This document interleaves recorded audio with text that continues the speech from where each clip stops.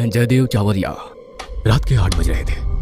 जनवरी का महीना था, जिसके कारण ज्यादातर लोग अपने घरों में रजाई ओढ़े हुए थे। मीनू भी अपने घर में बैठे हुए टीवी देख रही थी। मीनू की उम्र 26 वर्ष के आसपास थी। अभी मीनू आराम से टीवी पर सास बहू का नाटक देख रही थी। अचानक उसके फोन की रिंग बज उठी। फोन की रिंग बजते ही मीनू ने बोरा सा मुंह बनाया, जैसे मानो किसी ने उसको जबरदस्ती करेले का जूस मुंह में पिला दिया हो। उसने देखा फोन उसके बेस्ट फ्रेंड पूजा का आ रहा था। मीनू ने जल्दी से फोन रिसीव किया। मीनू यार, जितना जल्दी हो सके मेरे घर आ जा। मेरे मम्मी पापा किसी शादी में गए हुए हैं और मुझे बार बार ऐसा लग रहा है जैसे मेरे घर में कोई है। यार तू कहीं पागल तो नहीं हो गई है? इतनी पढ़ी लिखी होकर भी अनपढ़ों वाली बात करती है। आज के जमाने में कोई भूत प्रेत नहीं होता है, ठीक है? पूजा की दहशत में डूबी हुई आवाज आई। मीनू, माँ कसम मुझे पूरे घर में पायल की आवाज आ रही है, जैसे मानो हमारे घर में कोई लड़की पायल पहनकर घूम रही हो। तू तो यार सच में पागल हो गई है। तभी दूसरी तरफ से पूजा की जोरदार चीख सुनाई दी। पूजा क्या हुआ? पूजा कुछ बोल क्यों नहीं रही? वो कई बार बोली पर फोन तो कर चुका था। मीनू ने जल्दी से पूजा को फोन मिलाया, पर पूजा का फोन बंद जा रहा था। मीनू की हालत बहुत खराब हो गई थी। सारा बदन पसीने पसीने हो गया था। अब मीनू को पूजा की बहुत चिंता हो रही थी। उसने जल्दी से टीवी बंद किया और अपनी कार की चाबी ली और अभी दरवाजे के पास पहुंची ही थी कि तभी पीछे से आवाज आई। बेटा मीनू, इतनी ठंड में इस समय कहाँ जा रही हो? मम्मी, अभी पूजा का फोन आया था। उसे अपने घर में डर लग रहा है, इसीलिए कह रही थी कि तू आजा थोड़ी देर के लिए, जब तक उसके मम्मी पापा नहीं आ जाते। ठीक है, पर जल्दी आ जाना। हाँ ठीक है मम्मी। मीनू जल्दी से अपनी कार में बैठी और कार को उड़ाती हुई ले गई। इस समय मीनू को यह डर सता रहा था कि कहीं पूजा को कुछ हो ना जाए। मीनू ने पूजा के घर के आगे अपनी कार रोकी और जल्दी से भागते हुए दरवाजे पर पहुंची। दरवाजे पर हाथ मारा तो दरवाजा खुलता चला गया। मीनू की सांस काफी तेजी से चल रही थी। मन में तरह तरह के विचार आ रहे थे। कांपते कदमों से मीनू ने गैलरी पार की। पूजा तुम कहाँ हो? पूजा देखो, मैं आ गई। पूरे घर में ऐसा सन्नाटा था जैसे किसी कब्रिस्तान में होता है। मीनू डरते डरते पूजा के कमरे की तरफ बढ़ी। मीनू ने जैसे ही पूजा के रूम में पैर रखा, तभी एकदम से रूम की लाइट चली गई, पर खिड़की से थोड़ा बहुत प्रकाश रूम के अंदर आ रहा था। शायद वो प्रकाश बाहर लगे खंभों पर लगी लाइट से आ रहा था। मीनू को ऐसा लगा मानो उसके जिस्म से जान निकल गई हो। मीनू का सारा जिस्म पसीने से नहा गया।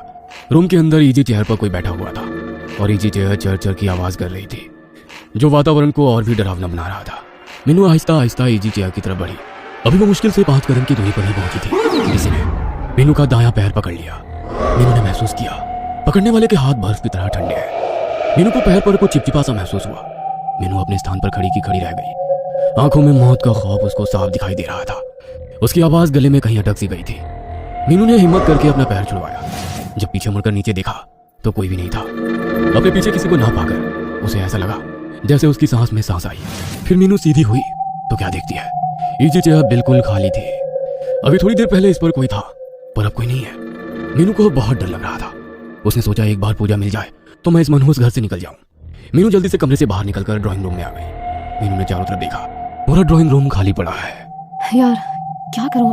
इसी सोच के साथ मीनू ने ड्राइंग रूम के बीचों बीच खड़ी होकर आवाज लगाई, पूजा।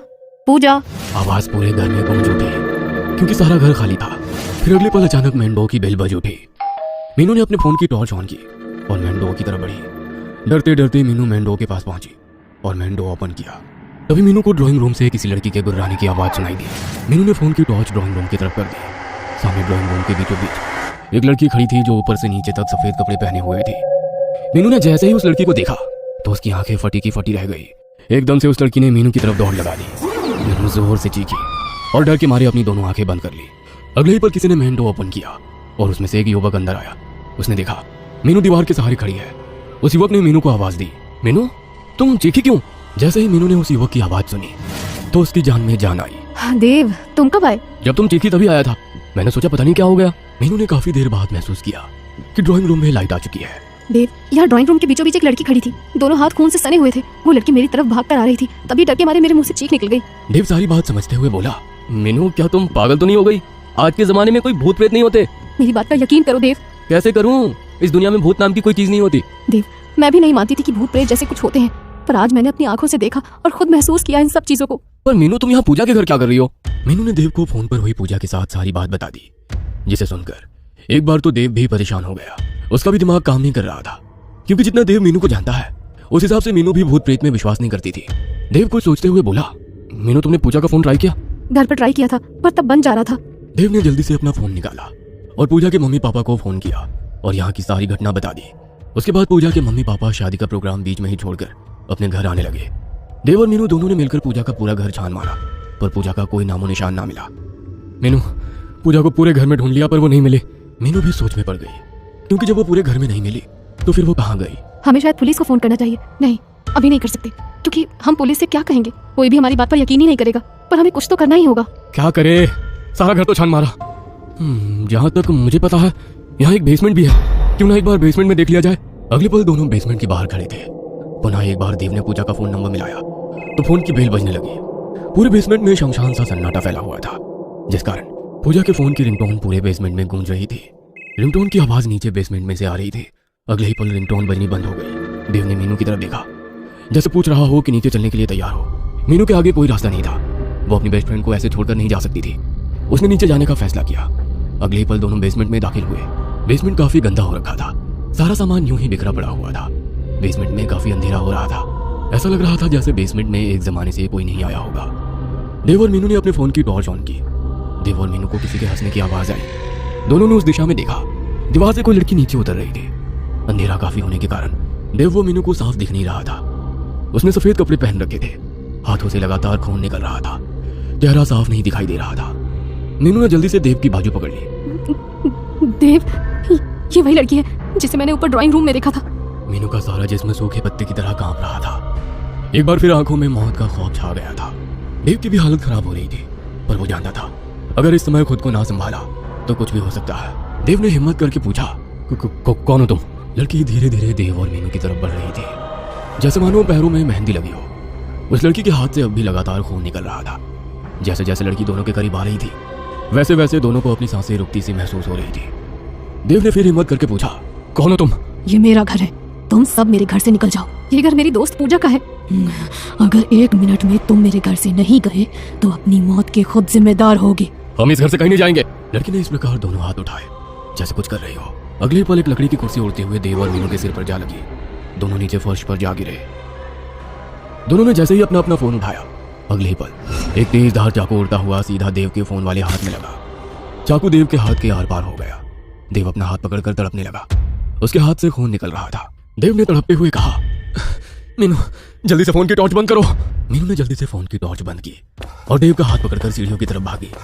देव हाथ में चाकू लगने के बावजूद भी लगातार भागे जा रहा था, क्योंकि उसे पता था बेसमेंट में एक पल भी रुकना अपनी मौत को न्योता देने के बराबर है। देव व मीनू को अपने पीछे सामान फेंकने की आवाज आ रही थी। दोनों में से एक ने भी पीछे मुड़कर देखने की कोशिश नहीं की।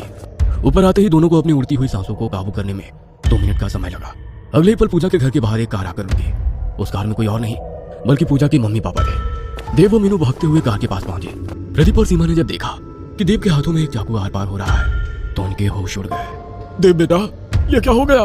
तुम्हारे हाथ में चाकू लगा है, ये सब किसने किया? अंकल और आंटी, मैं आपको सब बता दूंगा, आप पहले मेरी बात ध्यान से सुने। ये घर आपने कब दिया था? प्रदीप व सीमा दोनों एक दूसरे को देखने लग गए, जैसे एक दूसरे से पूछ रहे हो कि इन दोनों को सच बताया जाए या नहीं। अंकल और आंटी, आपके चेहरे देखकर कुछ ऐसा लग रहा है जरूर इसके पीछे कोई ना कोई राज छुपा हुआ है। बेटा, बात यह है, ये घर हमें बहुत कम दामों में मिला था। देव और मीनू दोनों चौंके बिना नहीं रह पाए। ये बात तो उस समय हमें भी समझ में नहीं आई थी। डीलर हमें इतना बड़ा घर इतना सस्ता क्यों दे रहा है? फिर तेरे अंकल ने डीलर से पूछा तो उसने बताया यहाँ का कोई भी व्यक्ति ये घर खरीदना नहीं चाहता, क्योंकि एक लड़की ने अपने परिवार के सभी लोगों को जान से मार दिया था। सबका गला काटा गया था। कहते हैं उस लड़की पर किसी भूत प्रेत का साया था। उसके बाद उस लड़की का क्या हुआ ये कोई नहीं जानता। बेटा, तुम तो जानते हो भूत प्रेत कुछ नहीं होते, ये सब आदमी का वहम होता है। उसके बाद से हम यहाँ रह रहे हैं। हमें यहाँ रहते रहते करीब 1 साल हो गया है। पर अंकल, आज उस लड़की को हम दोनों ने अपनी आंखों से देखा है। देव बेटा, इस विषय में बाद में बात करेंगे, पहले ये बताओ पूजा कहाँ है? अंकल जी, हमने सारा घर छान मारा पर हमें पूजा का कोई नामो निशान नहीं मिला। प्रदीप व सीमा दोनों इस समय बहुत परेशान नजर आ रहे थे। देव बेटा, तुम्हारी बात ठीक है, पर हम माँ बाप कैसे अपनी इकलौती लड़की को मौत के मुंह में छोड़ दे? अभी तुम ही कह रहे थे कि हमारे घर में एक लड़की है, शायद उसे अब लड़की कह देना सही नहीं है। अब ये साबित हो गया है कि वो उसी लड़की की आत्मा है जिसने अपने पूरे परिवार को जान से मार डाला था। देव बेटा, अगर ये वही घर है तो फिर वो मेरी पूजा को नहीं छोड़ेगी। मुझे मेरी बेटी को बचाना होगा। प्रदीप व सीमा दोनों अपने घर के अंदर घुस गए और दोनों जोर जोर से अपनी बेटी पूजा को आवाज देने लगे। पूजा, पूजा मेरी बेटी, तुम कहाँ हो? देव व मीनू बाहर ही खड़े थे। देव ने अपने हाथ से चाकू निकाल लिया था। देव, हमें भी अंकल आंटी जी के साथ रहना चाहिए, कहीं वो आत्मा अंकल और आंटी जी पर हमला न कर दे। देव ने सहमति में सिर हिलाया। उसके बाद दोनों भी घर के अंदर थे।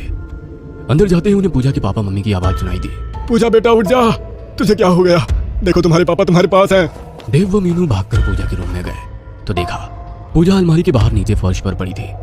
पूजा के मम्मी पापा दोनों उसे होश में लाने की कोशिश कर रहे थे। देव व मीनू को थोड़ी राहत मिली। दोनों जल्दी से भागकर पूजा के पास गए।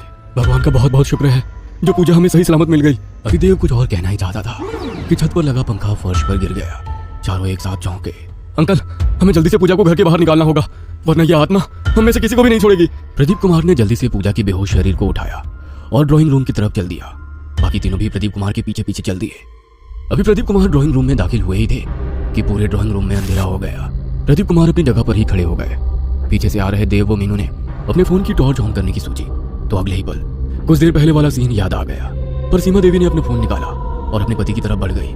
देव ने जैसे ही देखा पूजा की मम्मी टॉर्च ऑन करके ड्राइंग रूम की तरफ बढ़ रही है, वह जल्दी से पूजा की मम्मी की तरफ भागा। सीमा और प्रदीप के बीच 10 कदम का फासला रह गया था। तभी तीनों को मीनू की दर्दनाक चीख सुनाई दी। देव जल्दी से मीनू की तरफ भागा। मीनू नीचे फर्श पर घुटनों के बल बैठी हुई थी। देव ने फोन की टॉर्च ऑन की और मीनू को देखा तो उसके मुंह से एक चीख निकल गई, क्योंकि मीनू के ठीक कमर के बीचों बीच एक चाकू घुसा हुआ था। देव को समझने में देर नहीं लगी कि इस बार आत्मा किसी को भी नहीं छोड़ेगी। देव ने मीनू को उठाया और ड्राइंग रूम की तरफ बढ़ गया। पूजा के मम्मी पापा ड्राइंग रूम पार करके गैलरी में अभी पहुंचे ही थे कि सारी गैलरी में आग लग गई। प्रदीप ने पूजा को उठाया और गैलरी पार कर ली। उसके बाद सीमा भी पूजा के पास आ गई। दोनों माँ बेटी दरवाजे के पास थी। तभी प्रदीप कुमार बोले, पूजा की मम्मी, तुम यहाँ पूजा का ध्यान रखो, मैं देव की मदद करता हूँ मीनू को लाने में।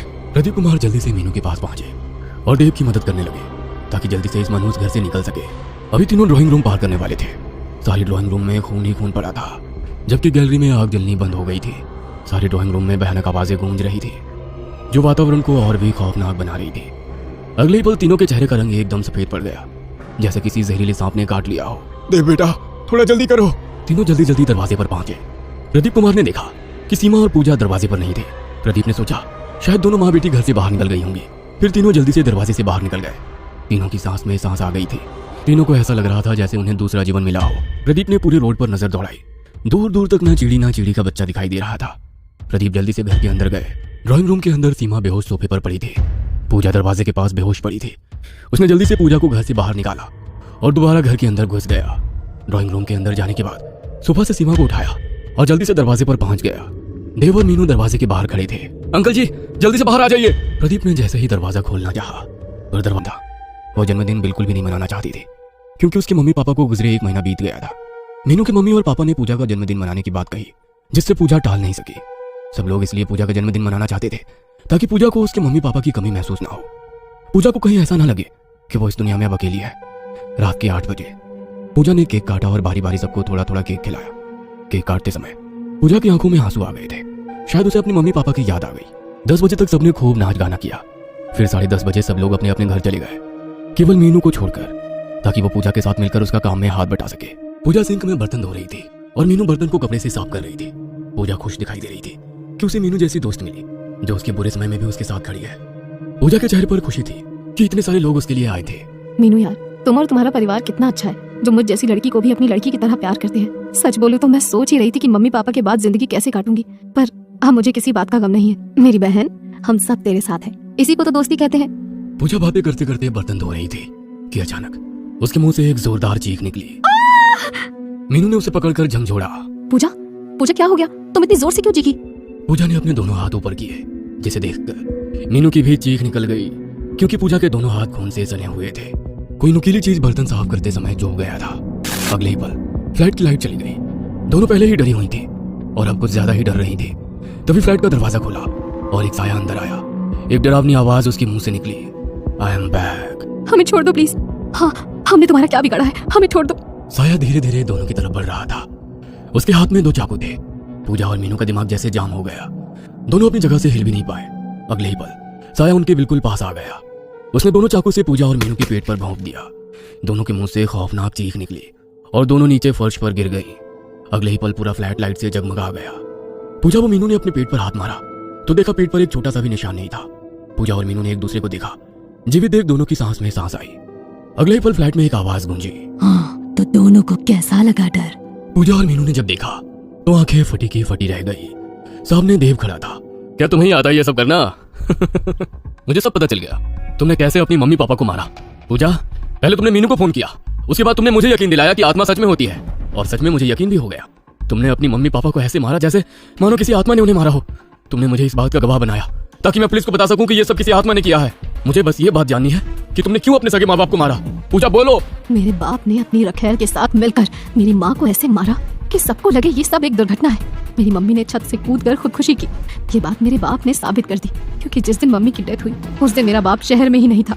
लेकिन पूजा, तुमने 3 साल का समय क्यों लिया ये सब करने के लिए? पूजा की आंखों में आंसू आ गए। बात दरअसल ये थी कि 2 महीने पहले रात 1 बज रहा था। मेरा बाप और वो रखैल दोनों आपस में बात कर रहे थे। मैं किचन में पानी पीने गई थी। आते समय वो दोनों आपस में बातें कर रहे थे कि उन्होंने मेरी मम्मी को कैसे छत से धक्का दिया। उसके 3 महीने बाद मेरे बाप ने अपनी रखैल से शादी कर ली। मैंने एक लंबी योजना बनाई। छत से जो पंखा गिरा उसके नट बोल्ट ढीले कर दिए थे। घर में गैस का सिलेंडर खुला छोड़ा था। जब तुम दोनों घर से बाहर गए, पापा मेरी सौतेली माँ को लेने अंदर आए, तभी आग लगी। मैंने उसी समय जलती तीली उन पर फेंक दी। मैं ही चुड़ैल बन जाती थी और तुम्हें डराया था। जो चाकू मैंने तुम्हें मारे उसके लिए मैं माफी मांगती हूँ। देव, अगर तुम्हें लगता है कि हमने कुछ गलत किया है तो तुम पुलिस को बता सकते हो। तुम दोनों ने मिलकर अच्छा ड्रामा किया। तुम दोनों फ्रेंड्स का तालमेल गजब का था। पूजा, तुम्हारे पास क्लोरोफॉर्म वाला रुमाल था। तुमने सीमा को बेहोश किया ताकि वो घर के भीतर रहे, और तुम्हारे पापा जब उनको लेने अंदर जाए तब तुम आग लगा दो। तुम दोनों ने परफेक्शन के साथ पूरा घटनाक्रम को क्रियान्वित किया। उस समय मुझे समझ में नहीं आया, लेकिन फिर धीरे धीरे सब समझ गया। देव ने एक नजर दोनों को देखा और जेब से फोन निकाला। मीनू और पूजा दोनों देव को ही देख रहे थे। देव ने फोन मिलाया। कितनी जल्दी आओगे? अगले पल देव ने फोन काट दिया। अगले पल दरवाजे से एक आदमी अंदर आया। सर, ये आपका पिज्जा। अरे अब हम तीनों दोस्त हैं, फिर मैं कैसे तुम्हारा साथ नहीं दूंगा? हाँ। दोनों ने देव को गले लगा लिया। ये कहानी आपको अच्छी लगी हो तो हमें सब्सक्राइब करें, हमारा इंस्टाग्राम और फेसबुक पेज जरूर फॉलो करें। और हाँ दोस्तों, सब्सक्राइब करना भूलना मत।